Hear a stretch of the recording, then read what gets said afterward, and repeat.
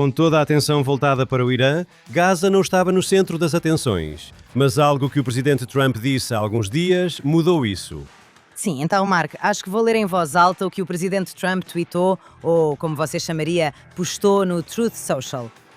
Hoje, o Conselho da Paz chegou a um acordo histórico para o desarmamento completo do Hamas e de todos os outros grupos armados em Gaza. Este é um passo monumental em direção à paz e segurança duradouras. Este acordo é um passo fundamental para que Gaza seja finalmente governada por um novo governo palestino que trabalhará em estreita colaboração com o Conselho da Paz para ajudar o povo palestino.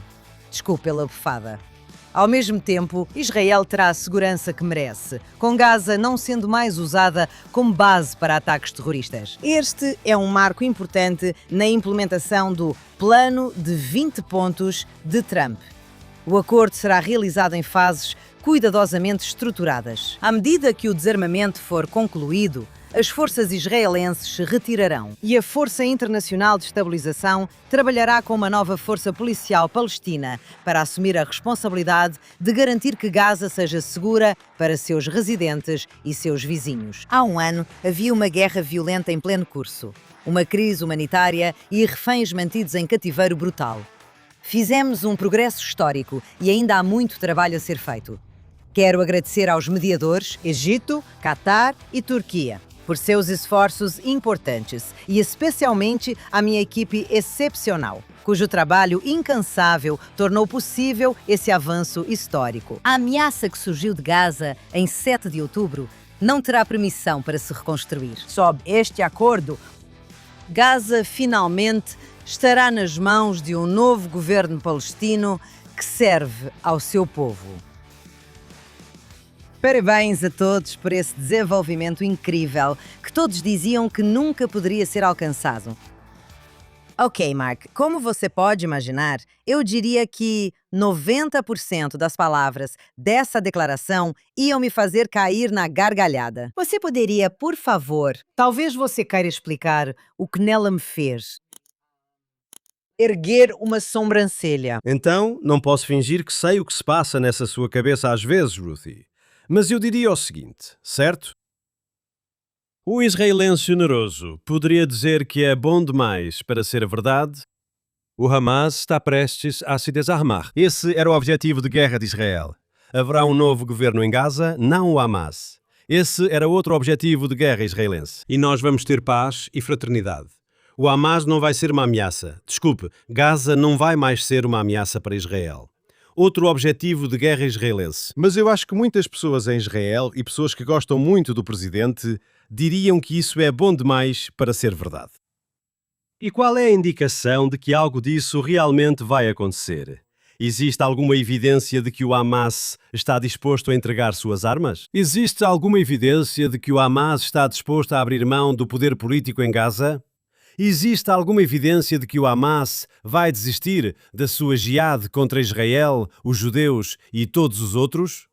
Em outras palavras, qual é a base para a declaração do presidente? E, obviamente, ele ouviu algo dos... ele os menciona, os mediadores, Egito, Turquia, Catar, certo? Mas até que ponto isso é apenas algo antigo que está sendo regurgitado? Tudo o que sei sobre o Hamas indica que não abrirão mão das armas, pois, se o fizerem, serão massacrados por inimigos políticos em Gaza. Tudo indica que eles não vão mudar sua ideologia jihadista, que defende destruir Israel e matar o máximo possível de judeus. Então, eu gostaria de acreditar no presidente. Eu espero que o que ele está dizendo seja verdade. Mas tudo dentro de mim diz que isso não vai ser um avanço histórico. Até agora, não vejo um avanço histórico. Ok, então, antes de tudo, o que é interessante sobre isso, e eu acho que todos deveriam, talvez o público não saiba disso, mas Israel não faz parte desse plano. Esse foi um acordo, basicamente, entre os Estados Unidos e o Hamas. E o Conselho da Paz tem vários membros. Agora, Israel não faz parte disso, mas o presidente Trump e sua equipe apresentaram, e já fizeram isso no passado, submeteram os termos desse acordo a Israel para uma revisão, para ouvir o que Israel tinha a dizer sobre isso. E o que sabemos sobre o último anúncio é que o governo israelense não ficou muito satisfeito com isso, mas isso realmente não importou. E o motivo é que o Hamas já disse: não, nós não concordamos com isso. É um pouco parecido com o Irã. Toda vez que Trump diz que estamos chegando perto de um acordo, a República Islâmica diz: não, não estamos. Então, nesse caso, de novo, o Hamas, nós vamos mostrar um trecho agora de um dos líderes do Hamas chamado Ghazi Hamad. Interessante, o nome dele é Ghazi, parecido com Gaza. Ghazi Hamad foi entrevistado por Piers Morgan. Vamos ouvir por um minuto o que ele disse e depois vamos falar sobre a resposta do primeiro-ministro Netanyahu a tudo isso. O Hamas, como organização de libertação, nunca cometeu crimes, nunca matamos civis. Tentamos o tempo todo libertar nosso povo da isso ocupação. É um absurdo, Sr. Hamad. Digo 100%. Tenho 100% de certeza disso. Nunca cometemos crimes contra civis. Pode ter havido algum erro, mas essa não é a política do Hamas. O Hamas está realmente preparado para se desarmar? Posso confirmar que não mudamos nossa mentalidade. Nosso objetivo de acabar com a ocupação, de continuar lutando para acabar com a ocupação junto com as facções palestinas, porque essa é nossa missão sagrada, para acabar com a ocupação. Discutimos apenas armazenar armas pesadas sob responsabilidade do Comitê Nacional. Não tratamos de outros termos, desarmamento ou qualquer outra questão. Posso comentar? A primeira coisa que quero lembrar, acredito que a maioria dos nossos telespectadores e ouvintes sabe, mas quando o Hamas diz que está lutando para acabar com a ocupação, eles não estão falando sobre Gaza ou a Cisjordânia, Judeia e Samaria. Eles estão falando sobre Israel em si, o Israel de antes de 1967. Em outras palavras, para eles, Tel Aviv está ocupada. Para eles, Haifa está ocupada. Para eles, Beersheba está ocupada. Em outras palavras, essa linguagem às vezes, sabe, as pessoas pensam, bem, eles estão falando sobre lutar por um Estado palestino na Cisjordânia e em Gaza. Não. Quando falam em ocupação, o Sr. Hamad se refere à inexistência de Israel. Mas eu quero dizer algo que talvez deva te dar algum tipo de otimismo, Ruthie, ou pelo menos pessimismo sobre o que o Presidente disse. Ouvi atentamente cada palavra que você leu da declaração dele no Truth Social. E o Presidente disse que Israel vai começar a se retirar de Gaza. E ele disse, quando a desmilitarização for concluída. Foi isso que o Presidente disse. E se essa é realmente a política americana, e foi isso que o Presidente disse, isso significa que Israel não tem muito com o que se preocupar. Porque nada será exigido de Israel a menos que, primeiro, o Hamas se desmilitarize. E hoje, estamos controlando cerca de 60% de Gaza. A área que controlamos é contígua a Israel, permitindo que as forças israelenses estejam em uma zona tampão que protege a população civil israelense. É uma situação muito boa para Israel. Estamos reforçando nossas fronteiras e protegendo nosso povo. Se o presidente Trump afirma que não haverá pressão sobre Israel para recuar, porque primeiro é preciso concluir a desmilitarização. Então me acordem quando o Hamas se desmilitarizar de verdade. Ok, antes de tudo, vamos mencionar mais uma coisa sobre Ghazi Hamad. Ele disse ao Piers Morgan que não matam pessoas, ou algo assim, dependendo das palavras dele. Mas é o mesmo cara. E eu sei disso porque você o citou muitas vezes quando era porta-voz no gabinete do primeiro-ministro durante aquele ano após 7 de outubro. Ele disse com orgulho, Hamas, nós vamos cometer outro 7 de outubro, de novo e de novo. Então, sabe, por um lado, e de novo, nós sabemos disso, que esses caras do Hamas dizem uma coisa em árabe e outra em inglês. Às vezes eles admitem em inglês o que dizem em árabe. Aqui está a minha preocupação. O que disse sobre o presidente Trump pode ser verdade, mas isso não se aplica ao ocorrido com o chefe do Conselho de Paz, Nikolai Miladonov, se estou pronunciando corretamente. Ele ficou muito irritado com o primeiro-ministro Netanyahu. Escreveu uma carta para ele dizendo: vocês estão matando muitos membros do Hamas em Gaza e precisam parar. Nós tentávamos acalmar as coisas. E então ele veio para Israel e eles tiveram uma reunião na segunda-feira, 3 de agosto. Hoje, aliás, estamos gravando. É quarta-feira, 5 de agosto. Então, quando eles tiveram essa reunião, saíram da reunião e as coisas estavam um pouco melhores. Porquê que estavam um pouco melhores? Porque é o rascunho dos termos desse plano de 15 pontos que foi submetido ao Netanyahu, de acordo com esse plano, não é o que você disse, ou nem mesmo como Trump colocou. é que Israel vai se retirar enquanto o Hamas se desarma. E cada vez que o Hamas se desarmar um pouco, Israel vai se retirar um pouco mais. E Netanyahu disse que não vão ceder nem um centímetro até que o Hamas esteja completamente desarmado. Aqui está outro problema. Como sabemos por muitos relatos de especialistas em assuntos árabes, que o problema com a redação desse plano de 15 pontos é que não é que eles deveriam se desarmar completamente. Eles podem ter armas de fogo pessoais, coisas assim, como suas próprias armas em casa. Não podem tê-las como grupo, nem como força militar. Então isso é outra coisa sobre a qual Netanyahu e Vladanov estavam discutindo ou debatendo. Agora, quando Netanyahu saiu daquela reunião, o que ele disse foi: ok, nós estabelecemos com o Conselho de Paz que não haverá retirada até que o Hamas se desarme. Mas a definição de desarmar era um pouco vaga, em primeiro lugar. E em segundo lugar, a parte ruim da reunião foi que aparentemente Netanyahu concordou em parar com os assassinatos seletivos de terroristas do Hamas em Gaza. Em parar de caçá-los. E, em vez disso, matar apenas aqueles que aparecerem, sabe, que saírem dos túneis e forem em direção às tropas israelenses. E como sabemos que Netanyahu concordou com isso? Porque depois daquela reunião, esses assassinatos seletivos cessaram. E isso aconteceu depois que reféns muito conhecidos, reféns libertados, sobreviventes daquele massacre horrível e do cativeiro, os captores foram mortos um a um pelas forças de defesa de Israel. E isso é uma coisa boa. Então, tudo isso é muito preocupante. Mas depois que você responder a isso, vamos falar um pouco não sobre o Hamas. Todo mundo meio que concorda que eles são terroristas, mas sobre a autoridade palestina em Gaza. Pode falar. Então, a primeira coisa que você mencionou corretamente, Sr. Hamad, um dos líderes do Hamas, que diz, sabe, que nenhuma pessoa inocente foi morta em 7 de outubro e assim por diante. Sempre achei, como porta-voz do governo israelense, que o melhor para a imagem de Israel no exterior era deixar que membros do Hamas falassem por si mesmos. Um dos problemas é que eles frequentemente não falam diretamente, mas por intermediários, como organizações da ONU, influenciadas pelo Hamas, médicos ou os chamados ativistas de direitos humanos. Porém, quando membros do Hamas falam, eles ou parecem ridículos, ou não conseguem esconder quem realmente são, que são jihadistas fanáticos, certo? Sou totalmente a favor de deixar o Sr. Khamenei falar o máximo possível. O problema é que eles se escondem. Acho que entendem que há problemas quando se mostram pelo que realmente são. Mas eu encorajaria a mídia a entrevistar o Sr. Khamenei. É bom que as pessoas ouçam o que ele pensa sobre Miladnov. Quero te contar uma coisa, Ruti. Ele estava na posição de coordenador da ONU para o processo de paz no Oriente Médio, em Jerusalém. Quem cumpre esse papel geralmente teve um relacionamento muito ruim com Israel e seu governo.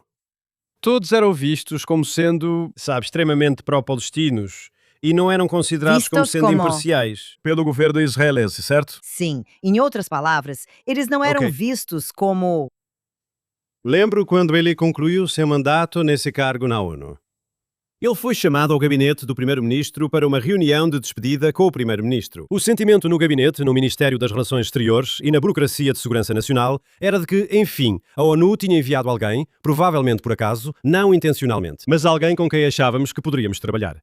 Isso não significava que ele concordava com tudo o que fazíamos, ou que concordávamos com tudo o que ele fazia, mas achávamos que tínhamos uma contraparte séria. O simples facto de ele ter sido convidado e ter tido uma reunião de despedida, algo que nunca vi com os seus antecessores. Ele era diferente. Ele tinha uma reputação diferente. Ele era conhecido pela sua imparcialidade. É uma pena que nem toda a ONU fosse assim. Então eu acho que também foi meio por acaso que ele foi escolhido pelos americanos. E eu acho que, com uma espécie de sinal de aprovação de Israel, que ele seria aceitável para ser o cara que seria o principal representante do Conselho de Paz.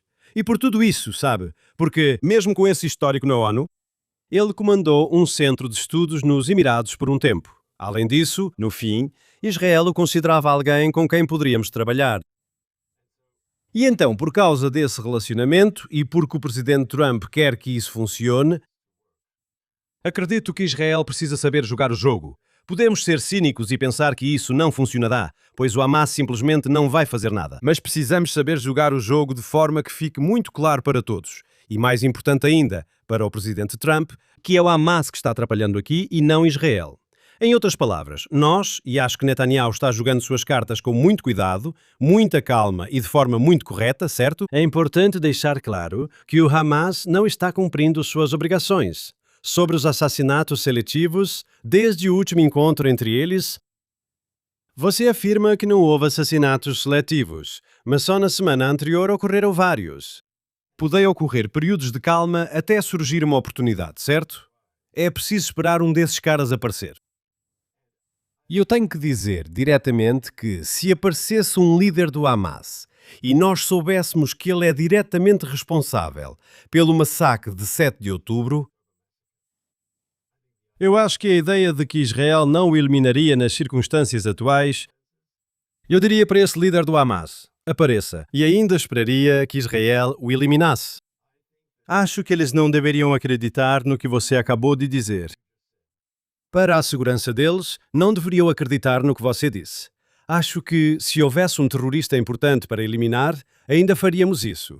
Ok, isso é porque temos nossa própria definição do que é uma operação defensiva. Correto? Espero Correto. que esses termos vagos signifiquem que o motivo pelo qual Netanyahu mandou as tropas darem uma segurada em Gaza agora foi que ele tinha acabado de sair daquela reunião. E é como se fosse, vamos salvar uma acalmada por um minuto, depois retomamos e vamos resolver.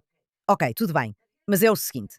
Eu quero só discordar de uma coisa que você e eu sempre a gente costuma discutir sobre isso. Você fica dizendo Hamas e Hamas e Hamas. Esquece o Hamas por um minuto. Primeiro de tudo, a boa notícia é que realmente tivemos sucessos incríveis em Gaza, apesar do que as vozes anti-Netanyahu dizem. Não é só que estamos controlando de 60% a 70% do território em Gaza, é que realmente eliminamos muitos terroristas e as pessoas no sul de Israel, estão voltando para suas casas.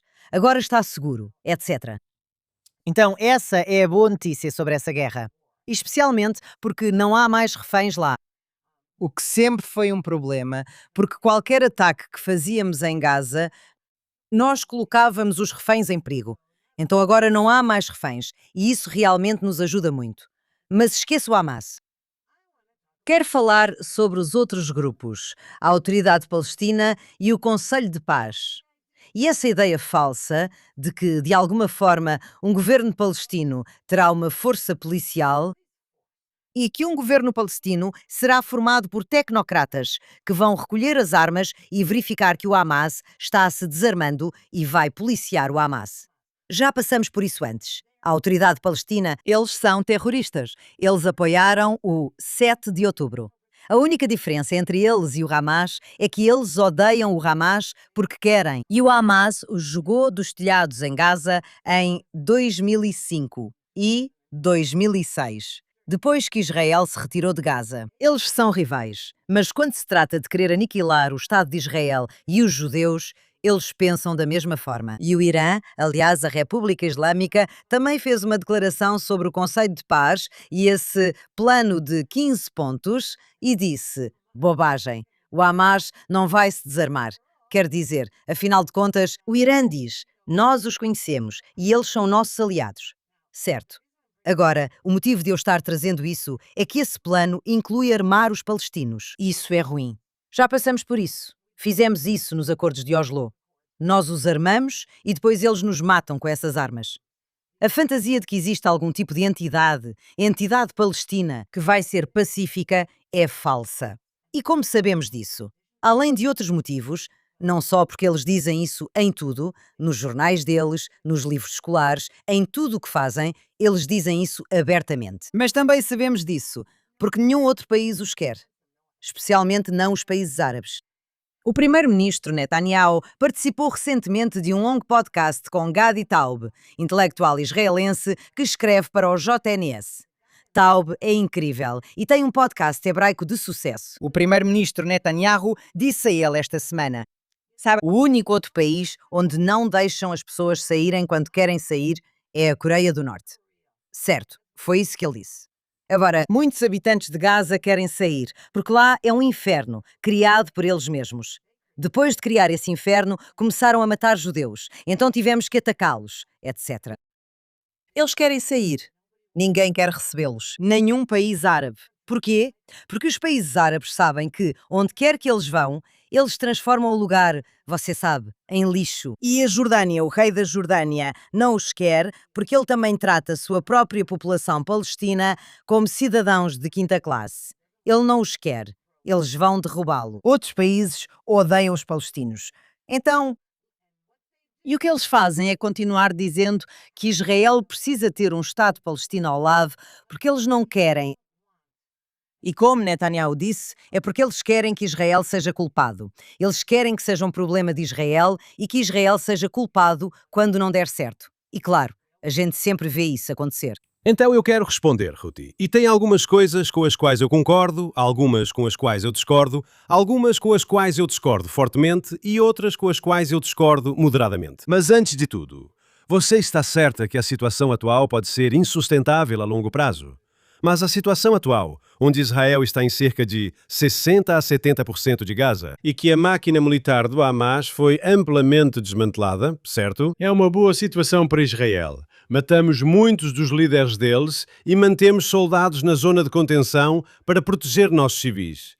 Boa situação para Israel. Se você comparar a situação de hoje em Gaza com 6 de outubro de 2023, estamos em uma situação estratégica muito superior. O Hamas, como ameaça para Israel, é uma sombra do que já foi. E por tudo isso, podemos ser gratos. Isso é bom.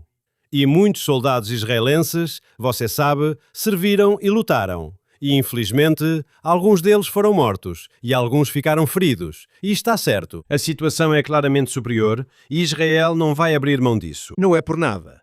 Mas ainda seriam necessárias mudanças substanciais para Israel considerar recuar.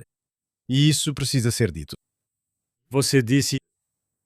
E eu entendo porque você é tão cínico em relação a esse governo palestino que será estabelecido em Gaza de acordo com o acordo que foi alcançado. E quer dizer algo sobre esse acordo? Nós libertamos todos e cada um dos reféns graças a esse acordo. Talvez o público israelense estivesse tão focado nisso, e todos entendemos o motivo, que não prestamos atenção nos detalhes. Mas os detalhes já previam o estabelecimento no contexto do desarmamento do Hamas, que é um pré-requisito para todo o resto. O estabelecimento de um autogoverno civil palestino, que é algo que o governo israelense disse que estava aberto o tempo todo. Não é a autoridade palestina. Não deveria ser a autoridade palestina. Não deveria estar sob a autoridade palestina. Na verdade, uma das pessoas de quem se fala muito, você sabe, para liderar isso é alguém que tem um relacionamento péssimo com a autoridade palestina. E você sabe de quem estou falando. Então vamos ver como isso se desenvolve. Está claro que esse governo tecnocrático, como são chamados, ou o nome oficial deles é Comitê Nacional para a Administração de Gaza, certo? Esse é o nome completo. Mas as pessoas dizem que é um comitê de tecnocratas que vai, você sabe, garantir entrega de comida, fornecimento de água e coleta de lixo, certo? E que eles não vão ser nem da autoridade palestina, nem do Hamas, e vão ser esse tipo de governo local, como um governo municipal para o povo de Gaza, sabe, a curto prazo. Como eles podem ter algum controle se o Hamas está armado? A resposta é, não podem. Fica igual ao Líbano pré-guerra, com o Hezbollah controlando tudo e um governo artificial sem controle. É fundamental para avançar e esse deve ser o argumento de Israel, certo? Tudo depende do desarmamento do Hamas. Mas supõe-se que eles não vão concordar. E, portanto, todo esse plano fica travado e não vai a lugar nenhum. Só mais uma coisa sobre os palestinos, que você disse de forma tão eloquente. E você sabe, os palestinos querem sair de Gaza, mas se permitissem, claro que sairiam. O problema é que ninguém os quer. Essa é a verdade. Você falou resumidamente, mas eu gostaria de detalhar. Acho que já discutimos isso antes no podcast. Os jordanianos não os querem porque eles tentaram fazer uma revolução na Jordânia para derrubar a monarquia, certo? Eles tentaram. E estiveram perto de conseguir, infelizmente. Os libaneses não os querem porque a guerra civil libanesa estourou por causa do comportamento dos palestinos no Líbano. O pessoal do Golfo, especialmente no Kuwait, mas não só no Kuwait, lembram como os palestinos que viviam no Golfo eram apoiadores entusiasmados e abertamente gratos. quando o Iraque de Saddam Hussein invadiu o Golfo e tirou a independência do Kuwait, certo? As pessoas se lembram disso. No Egito, eles vê os gazenses como Hamas. Hamas é a Irmandade Muçulmana, o mesmo grupo que tentou derrubar o regime militar do general Sisi no Egito. E por todas essas razões, pessoas em todo o mundo árabe, embora possam simpatizar e tenham, você sabe, eles vão dar apoio só da boca para fora, mas não querem palestinos por perto, pois isso lhes traz problemas. No Ocidente, pode haver 1 milhão de pessoas nas ruas de Paris e outras cidades manifestando-se pelos palestinos. Mas será que os europeus e outros ocidentais realmente querem palestinos de Gaza educados em um sistema educacional do Hamas vindo para seus países? E a resposta é claramente não. Vimos agora a reação a 60 mil marroquinos que cruzaram a fronteira para uma parte da Espanha. Sim. E de repente todo mundo na Europa está dizendo não, nós não queremos essas pessoas, certo? Não só na Espanha, mas em toda a Europa. E por isso eu acho que essa é a tragédia. A verdadeira tragédia é que se os habitantes de Gaza tivessem a opção de sair, eles, é claro, iriam embora. Mas a tragédia é que ninguém os quer. E um dos motivos pelos quais ninguém os quer é que a culpa é deles. Não é culpa pessoal deles, mas sim pelo comportamento dos palestinos no passado, quando estiveram fora de Gaza e assim por diante. Olha, nós poderíamos debater esse ponto com base no que muitos dos reféns que retornaram disseram. Aqueles que sobreviveram. Não há civis inocentes em Gaza. Disseram que ninguém os ajudou. Sabemos que, mesmo no Holocausto, vamos lá. Havia justos entre as nações que arriscaram suas próprias vidas para esconder judeus, para proteger judeus, para afastar os nazistas deles. Havia gentios justos, muitos. Em Gaza não havia ninguém, nem mulheres, crianças ou idosos. Ninguém ajudou os reféns. Pelo contrário, eles riram deles, jogaram pedras neles. Eles fizeram isso, eles foram cúmplices. Agora, é claro, você não pode dizer que foi toda e cada pessoa. E você sabe que não estou dizendo isso. Eu sei que parece uma generalização ampla, mas o motivo pelo qual não é totalmente uma generalização ampla, e isso me traz de volta aos palestinos em Ramallah, à autoridade palestina, cujos livros didáticos foram os usados para ensinar os habitantes de Gaza. Você sabe, você mata 2 judeus e depois mata mais 2 judeus. Quanto isso dá? E o antissemitismo, o anti-Israel, e matar e se tornar mártir por Alá. Agora, como poderia se você criasse seus filhos desde o momento em que eles abrem os olhos para quererem ser mártires por Alá? Inevitavelmente, eles vão ser assim. E nesse sentido, eu consigo entender porque não haveria civis inocentes em Gaza criados completamente nessa ideologia bárbara. E por isso, vai levar um tempo para desradicalizar essa mentalidade. Certo. Então, nesse ponto, o que quer que você queira dizer, palestinos ou não palestinos, no momento, isso ainda não aconteceu. E, na verdade, a guerra em Gaza fez com que muitas pessoas, como você disse, no Ocidente, começassem a se radicalizar e a falar como os livros escolares palestinos, certo? O que significa que, ao invés de desradicalizar Gaza, Ramallah e lugares assim, o Ocidente está radicalizando os chamados defensores dos direitos humanos pró-Palestina, de novo, entre aspas. As coisas se inverteram. Mas sabemos que, ao dizer que não será a autoridade palestina, dá no mesmo. É uma entidade palestina. Primeiro de tudo, o Hamas não é o único grupo terrorista em Gaza. Existe a Jihad Islâmica Palestina e outros grupos cujos nomes você talvez nem conheça. E a questão é que armar qualquer palestino tecnocrata vai nos levar de volta aos acordos de Oslo. Você não pode ter uma força policial palestina. Novamente, não até que eles sejam desradicalizados. E eles não são, certo? Eles não foram desradicalizados em sua mentalidade. Então, isso é muito perigoso. Quando você disse que o governo israelense concordou, ok. Aliás, só mais uma coisa. Não foi esse acordo que trouxe todos os reféns de volta, e sim a força militar israelense. O que tornou o acordo possível. Exatamente. Exatamente. Eu sei que o Trump gosta de levar todo o crédito pela libertação dos reféns. Mas nossos filhos e filhas lutaram em Gaza para trazer esses reféns de volta. E nós temos que dar crédito a eles. Isso foi o que selou o acordo. Mas foi pressão militar. Foi pressão militar israelense.